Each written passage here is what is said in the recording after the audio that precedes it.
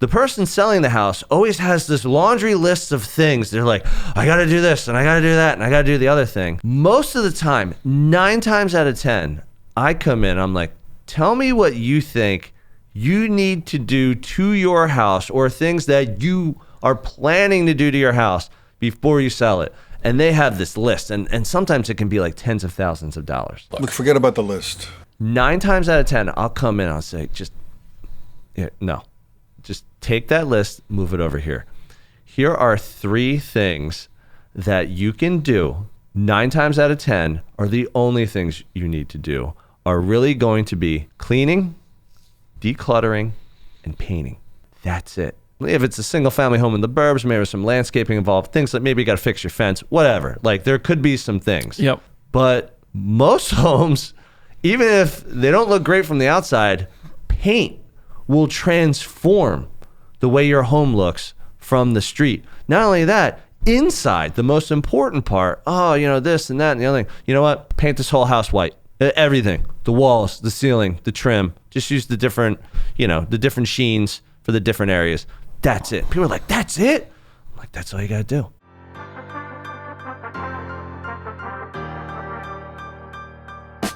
Welcome to the podcast dedicated to real estate, insurance, and building your business. Join us as we take you along our own business building journeys with additional wisdom from our network of local and national experts. Welcome to Bricks and Risk. This episode is brought to you by Property Management Redefined. PMR is not just managing properties, they're creating partnerships that build long-term success for property owners. John and his team can be reached at manage@gopmr.com or by phone 267-753-6005. Tim. Yes, Sean. Who's a good client for PMR? Property Management Redefined is looking for property owners who value 3 things: accountability, reliability, and a results-driven approach. They want to maximize returns, but still provide client and tenant satisfaction. There's a lot of property managers out there. Yes, there are. What does PMR do really well? Biggest thing is they're seamless and they're worry-free. So with that approach in mind, it allows the property owner to put their trust in PMR and know that the results will be there. The other thing I think a property owner is really going to value because they do it so well is that they have a local expert team, boots on the ground, managing your properties and your tenants' expectations every day so that you feel good about your investments. We have millions of listeners out there. Tens of millions. If they want more information, how do they find PMR? Right here, guys. Reach out to John Sachs and his team at Property Management Redefined. We'll take good care of you.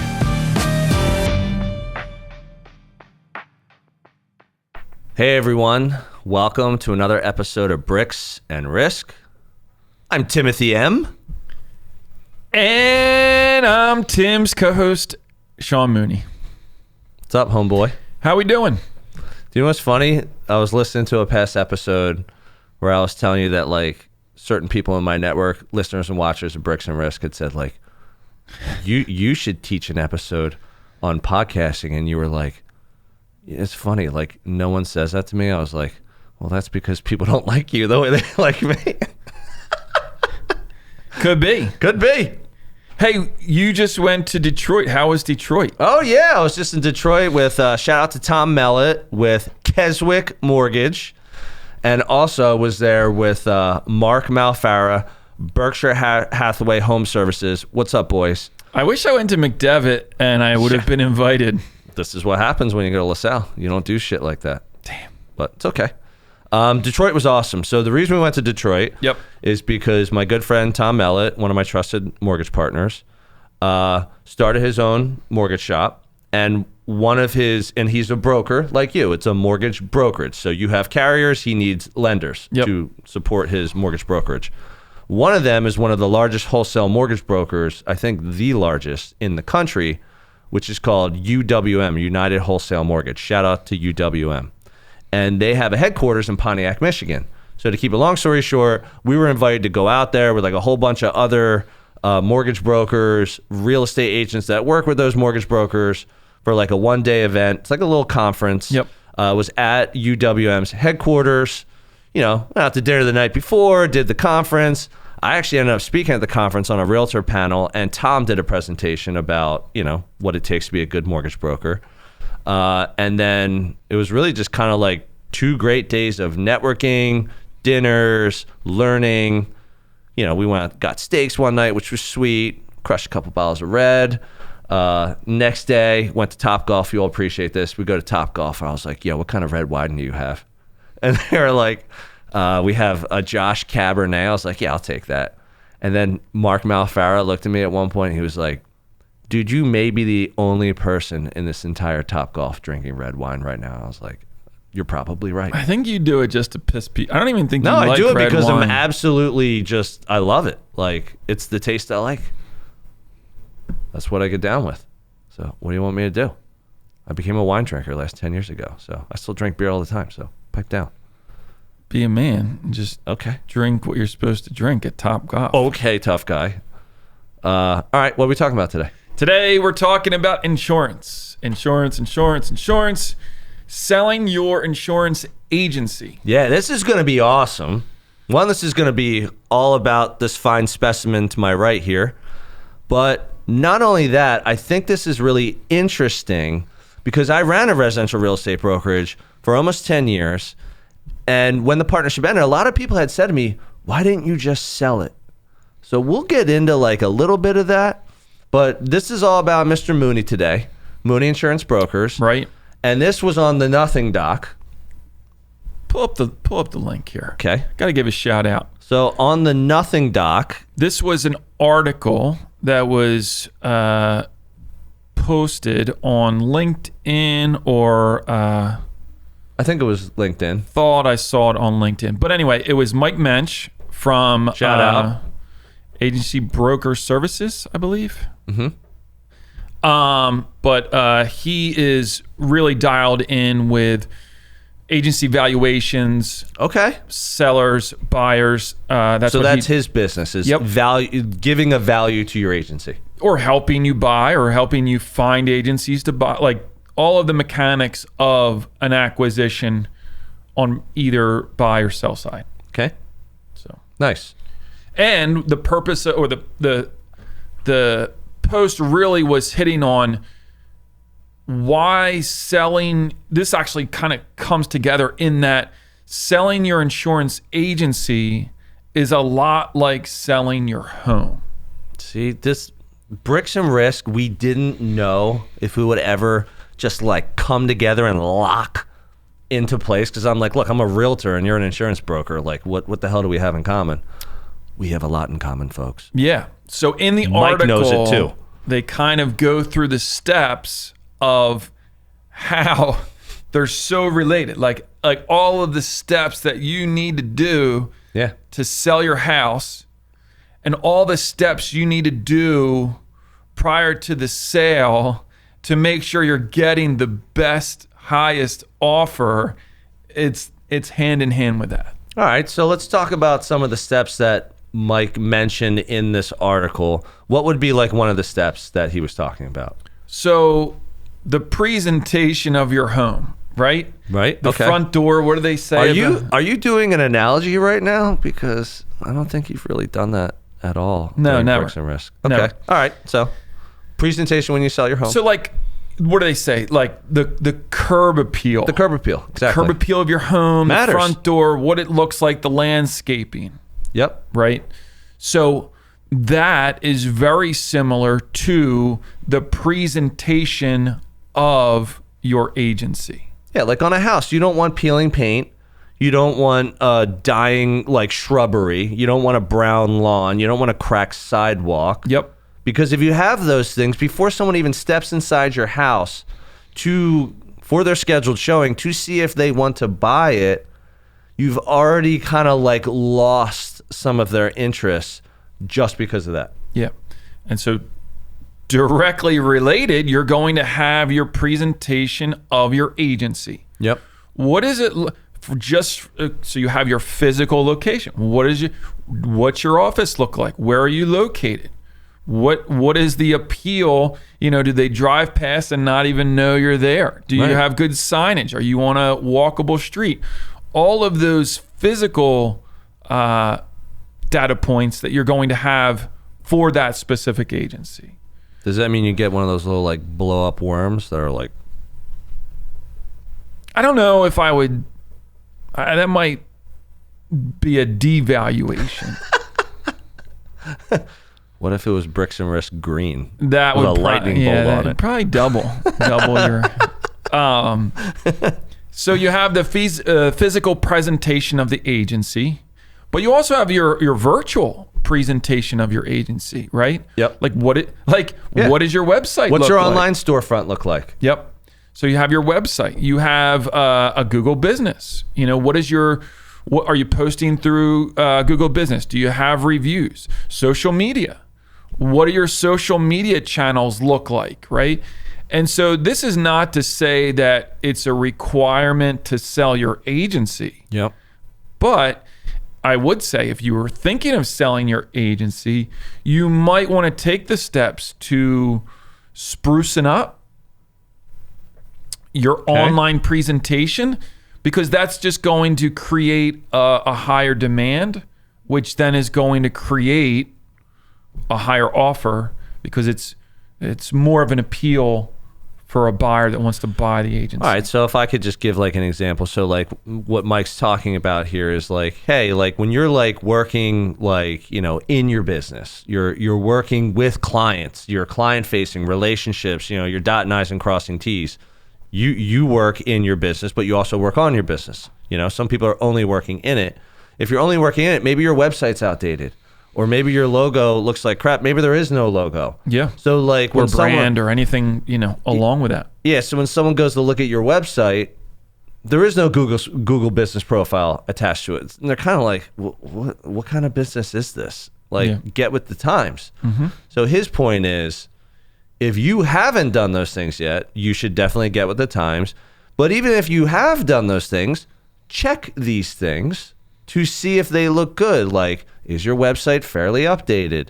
How does your Google business profile look like? Like, how many reviews do you have? Like, for example, like, let's say you've had a business for like 20, 30 years, and you have like hundreds, if not 1,000+ clients, and you have 2 Google reviews and 3-star review. Like, that's not good. Yeah. You should be taking time now to start building up your online reviews anywhere you want in order to get your business presentable to a buyer. Yep. Okay. What else did he mention? So another point that he adds in is the accuracy of your data and your information pertaining to your agency. Okay. All of the KPIs, right? Key performance indicators. You're going to want to know, and you're going to have to take time to make sure that your information is exact as possible. Give me an example of like some, KPIs for an insurance brokerage like yours dealing with. Well, some of the simple ones would be, what is your retention rate? Okay. So they want to know. So if I'm buying your agency, I want to know, hey, year over year, how many people are renewing within your agency? Would you have to go back years too? Like, do you think they would just want a year over year, or would they be like, give me the last 5-year average? They're going to want a snapshot of, because that's more of that is more of a behavior of the agency rather than, what did you do this year? Do you have any idea how many years back people would go if they really wanted an accurate I would picture? say 5 years. I wouldn't. Yeah. How applicable would it be? Your performance 6 or 7 or 8 years ago? Yep. Just because it wouldn't be applicable, and especially in the last couple of years, the way that the market has gone and shifted, I'd really want to see 3 or 4 years of what you've done in those 3 or 4 years. Okay, cool. All right, so that would be like KPIs would be like retention. Anything else that like people would maybe not be aware of? So just premium growth year over year. Okay. So some evaluate it or put more of an emphasis on premium, and others might track it by like policy count. So it's almost like in my business, you have volume. You know, again, that's the amount of all the homes put together. If you sold 3 $500,000 homes, it's 1.5 million in volume. Or you have units. Hey, I'm not selling $500,000 homes. I'm selling $100,000 homes. So I did 15 units to get to 1.5 million. So policy. So it's like the premium amount versus the actual policies themselves. Yeah. Okay. Which, you know, I mean, that matters. Hey, everyone. This is Tim, your favorite Bricks and Risk co-host. But don't tell Sean. I hope you're enjoying this episode, and I'll get right back to it in a moment. Our audience grows through word of mouth. So if you would please take a moment of your time and give us a review on the platform you're on, that would be fantastic. Please also help spread the B&R word by sharing your favorite episode with a friend. We greatly appreciate your time and trust. Now, back to the show. Everybody, you know, even from the carrier side, we see it matters because what they'll do is they run, you know, different bonus programs, and sometimes they'll run a bonus program like, hey, if you hit this in the next quarter, we'll give you this. Yep. For premium growth. And others will say, oh, if you add, you know, 50 new policies in this period of time, then we'll, you know, structure a bonus that way. So remember the one we were talking about, like insurance retention? It was like 50 in, 50 out. Oh yeah. And the guy got up to like 800 you know, policies within like a couple of years. And then he's like, well, I'm bringing in 50, but I'm losing 50. Yeah. And I'm bringing in 50 and we're losing 50. And the whole point of that was like, look, like he hit his ceiling of what he could do without having any kind of retention plan. Yeah. Of like, however he was getting business was purely more of a cold lead gen model. If it was warm lead gen, they wouldn't be leaving as fast as they become a NIT. Yeah. So I thought that was interesting. Yeah. And so, you know, just like when you're selling your home, right? The key, you know, you might have a client that asks, you know, what was your heating bill for a specific month? Give me the utility. Dude, I hate when people ask this. People are like, yo, can you give me the water bills from the last year? I'm like, it's gonna be somewhere between $50 and $100 a month for like a lot of homes, like in and around this area. You know, suburbs, a little bit bigger of a house, maybe 100-200. But come on. But having the accurate data and information is important because the buyer is going to want to know what to anticipate those bills being. Sean, can you send me your cable bill for the last 12 months? Because I'm just curious.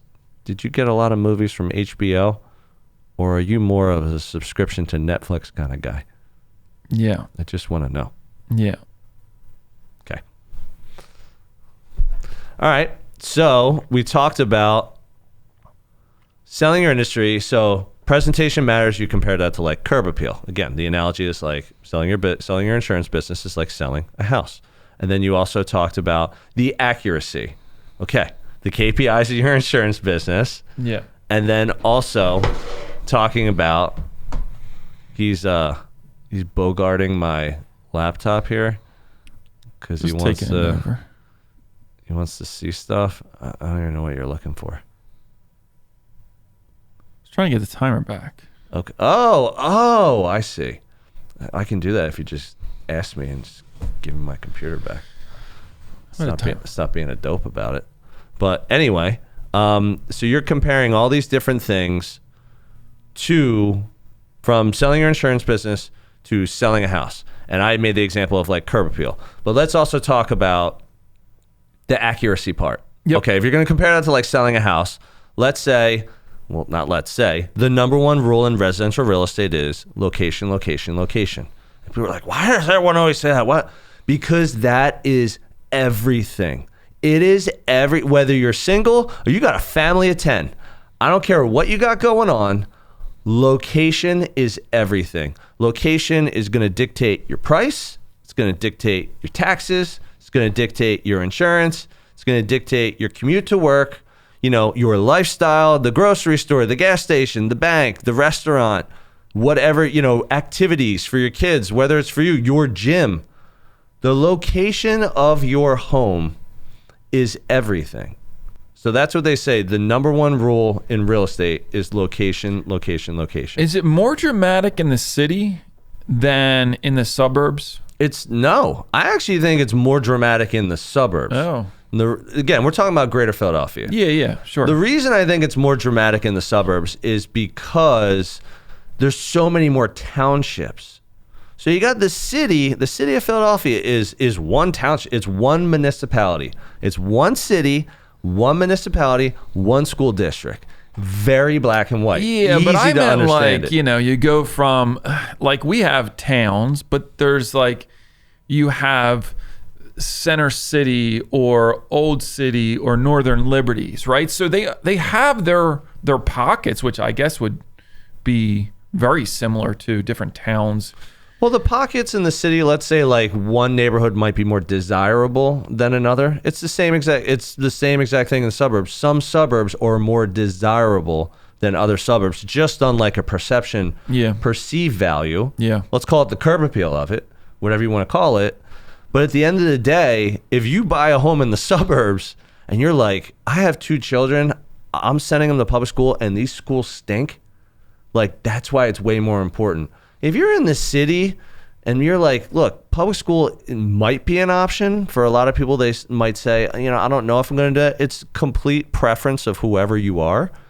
But then you're still going to say, all right, well, there's private schools in the city too. Where do I want to send my kid to private school? Yeah. So I actually think in the burbs it matters a little bit more because there are lots of reasons why people either move or stay in the suburbs versus moving to the city. What about the hot, trendy parts of town that just become, when right after Chuck bought in Fishtown. Shout out to Chuck D. Charlie Dolan. Fishtown took off, right? Mm-hmm. Everyone wanted to be in Fishtown. Yep. I can only imagine the numbers that were getting thrown out and broke a new level, and went over and higher and over and higher. You don't see that in the suburbs, right? I mean, you do. It's not as common. The city's more common because we're local people. So you're getting a little local flavor here. What Mooney's referring to. People in Nebraska are what are you talking about? What Mooney's referring to is the industrial decline of Philadelphia. Almost every major city in the U.S. from let's call it the 50s to 2000, where people were leaving and jobs were leaving because that's just how cities were built. And then a lot of people were moving to the suburbs because the suburbs were growing. Okay, so let's just say that's what it is. Now when the city started making a comeback, as almost every major city has in some way, shape, or form. I was just in Detroit. Same thing's going on there. Really? Yes. You have these areas of opportunity where the real estate is not so expensive and there are opportunities to speculate on the growth or the success or the perceived positive value of a neighborhood. Sometimes that's through gentrification. Sometimes that's done through public investment. Maybe they just make the highway a little bit nicer, maybe there's more trains or whatever it is. They're fixing up the roads. We just added a rec center. There's lots of ways that areas of any city can realize appreciation and growth, and it's usually due to a combination of private and public investment in that area. And then what happens from there? That's when the restaurants come, or that's when the boutiques come, or that's when the artists come. And then there's lots of cool things, trendy things going on that also drive the culture of the neighborhood and the success of the neighborhood. In the suburbs, again, little different because the suburbs didn't necessarily, the inner suburbs of Philadelphia, most of them did not go the same direction. You know where the one where that actually did happen was Phoenixville. Yeah, no, Phoenixville is a really good example. Phoenixville was a tired, rundown, blue-collar town. Mm-hmm. No offense to anybody. No offense. Jobs left and people left. Yeah. It was a fact. Yep. And there just wasn't money going in to really build it up. But, and I don't know what year they started to kind of turn over and get the investment, get people coming back. And now it's crazy to drive through the main street there and see all of the life. Yeah. The restaurants and the distilleries and the breweries and, I mean, it's like a Conshohocken. Yeah. You know, you could compare, I mean, even like Doylestown back in the day was a little sleepy. Yeah. So there are all sorts of these little like communities, let's call them, little like mini cities in and around Philadelphia that also had like some industrial decline, but have since turned it around, and the values have shot up, and the schools and the communities have grown, and families are moving in, and there's lots of amazing things going on. But I feel like we're diving away from our topic here a little bit. Let's focus a little bit more on, so you and I, all right, so I'm going to hit it from this angle. You and I were kind of talking about this beforehand, and you were saying like, hey, like selling an insurance agency, you got to be careful of like certain things, like the name of your company, or like, you know, where it's located, or there's certain things that there's going to be a perceived value to the buyer that you want to be just aware of when you sell. Like, what would one or two things be? Well, here's the other point, and I think it was the final point that Mike was making inside of his article, was, and this is kind of the big key in relating the selling of your agency to selling your home, right? And if I were to go decide that I want to sell my agency, and I said, I'm going to sell my agency and I'm going to put it up on Craigslist and I'm going to sell my agency, right? The demand for my agency probably wouldn't be as high. I mean, it might. The alternative... If you use multiple photos, you might be in business. The alternative approach would be working with a pro. Exactly. Right? And so one of his key points is like that... like a insurance business broker, like someone who's going to help you locate a buyer. Not only that, but so if I want to sell my house, I might come to you and say, hey, I'm going to be selling my house in the spring. And you might say, that's awesome. Like, congratulations. Here's what you need to do in the next 2 to 3 months to secure the highest offer. This is like preparing your home for sale. Yep. And so, just like in my house, you know, we had to do a couple things. Just a few. And by the graces of God, Zach was able to come. Yeah. Shout out to Zach Torres. Leo, who made it happen. You go to the professional, and the professional says, listen, this is what you need to do prior to listing your house. Yep. So working with someone like Mike is going to be, all right, before you sell your agency, you're going to want to do this, this, this, and this. Because in doing this, taking the time, the money, and everything on the front end, that's going to secure you the highest offer on the back end. Yeah, so it's almost like, again, comparing it to like selling a house. A lot of times when someone asks me, says, hey, Tim, I want to sell my house and I want to work with you. Okay. The first thing I say is, I need to come over and see it. Like, let's say I haven't seen it. Let's say I haven't ever seen it, but let's say I even sold it to them 5 years ago, 10 years ago. Okay. Got to come over and see your house. Yep. And then the person selling the house always has this laundry list of things. They're like, I got to do this and I got to do that and I got to do the other thing.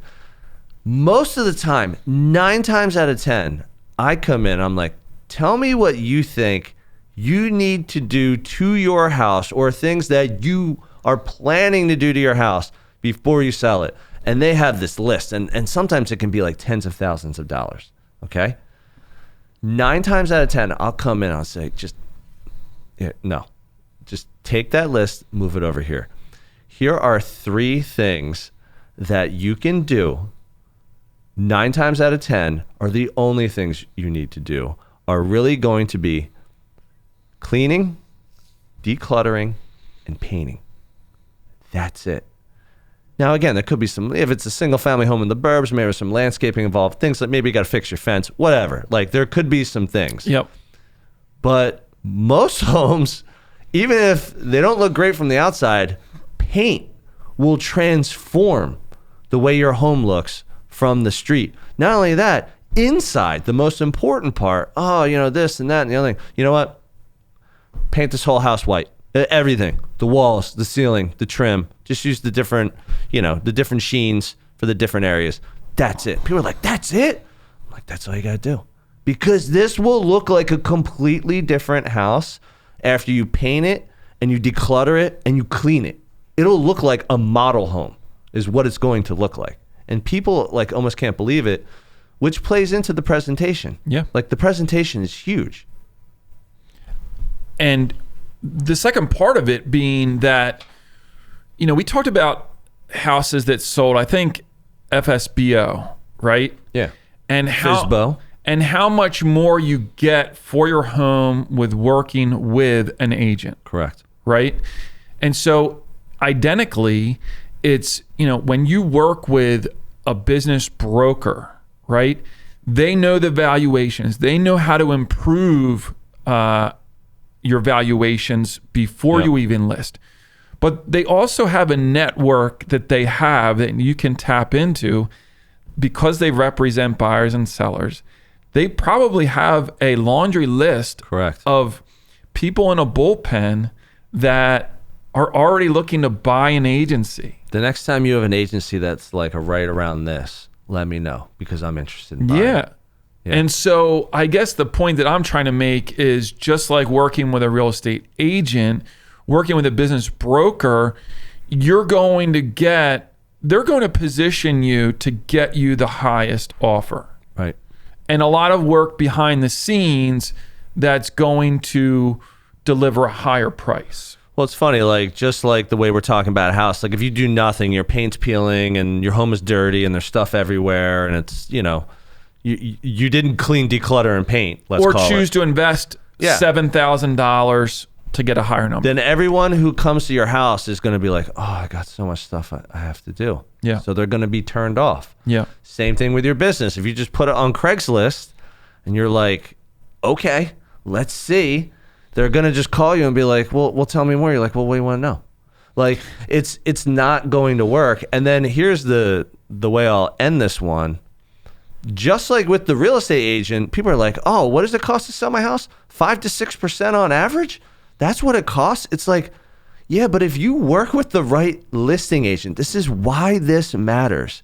They could make you back 10 times that in understanding what you have and how to shine it in its best light. So they might make their money and 5-10x over that just by educating you on what to do. Same thing with Mike in your business. He might say, look, Sean, you've never sold your insurance business before, so you don't know what you're doing. I've done this many times. Let me look at your business as if I were the buyer, and let me tell you where your holes are, where the problems are. If you do A, B, and C to get your business ready to sell, then any kind of fee that he would get to sell your business is going to be well worth it. Not only that, he will take away the pain of you having to deal with pretenders, FSBO, for sale by owner, people just out there hunting for deals or trying to take advantage of other people because they don't work with a professional. And just from a time standpoint, could be, you could be out there trying to sell this over the next year, right? Working with him or someone else in that position, that could be sold in 30 days. Yep. Depending on the right scenario. Absolutely. So time and money is another way to, look at it. All right. Go ahead and shut this one down. Folks, make sure you're getting subscribed on YouTube. Where are we at, by the way? You talked about YouTube subscribers on a few episodes recently. Yeah, it's floating around. In terms of viewers on our videos, it's like sub 30% of watchers on our videos are subscribers. So help us out. Go to the YouTube page and get subscribed so we can build that number up. So if they're one of the 7 out of 10, we're just asking you to hit the red subscribe button. So now we're in your feed. Yep. And algorithmically, you're going to get our stuff and stuff that's related to us, real estate, insurance, business. So just a big help there. Get us on the socials, Instagram, Facebook, TikTok. LinkedIn. We're not on TikTok. Wait. Oh, wait. LinkedIn. We're on LinkedIn. Where are we at? Wait. 800. The fact that you just said that and how the blog was revealed on an episode leads me to believe, because I'm not on TikTok, that we have this TikTok account with 10,000 followers and Sean doing tap dancing videos. Could be there. You got to go look. In a 1975 ruffled tuxedo. You got to go look. Okay, cool. I'll look. Audio platforms. We are on Spotify and Apple. If you like the show, hit us up on a review with Apple. And any comments or questions or recommendations, get us on the email bricksandrisk@gmail.com. That's all we have for this one, folks. Thank you for tuning in again to another episode of Bricks and Risk. See you next week. Thank you for joining us on another episode of Bricks and Risk. Our goal is that you walk away with 1 or 2 valuable nuggets, and we greatly appreciate you sharing your time with us today. You can find all BNR episodes on Spotify, Apple Music, YouTube, and anywhere else you get your podcast content. Until next time, keep learning and keep growing.